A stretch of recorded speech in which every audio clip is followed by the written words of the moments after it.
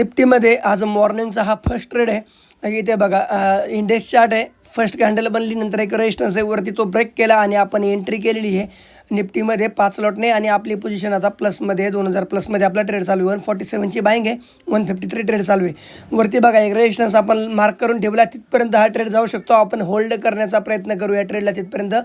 मार्केटमध्ये price action खूप महत्त्वाची आहे. प्राइस ॲक्शन बनल्यानंतर जी ब्रेक करते ना, त्यानंतर एक मोमेंटम भेटतो, तो मोमेंटम कॅप्चर करणं खूप महत्त्वाचं आहे.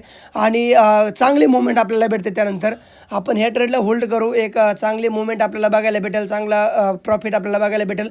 आपला अकाउंट अशा प्रकारे चांगल्या प्रकारे ग्रो होत चालले आहे.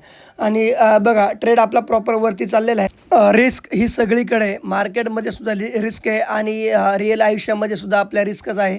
त्याच्यामुळे थोडंसं रिस्क घेणं पण महत्त्वाचं आहे. इथे बघा एक प्राइस ॲक्शन बनली, एक छोटासा पुलबॅक आला आणि मार्केटने परत अपसाईडला मुवमेंट दिली आणि आपला ट्रेड एक 6000 प्रॉफिटमध्ये रनिंग प्रॉफिट आहे.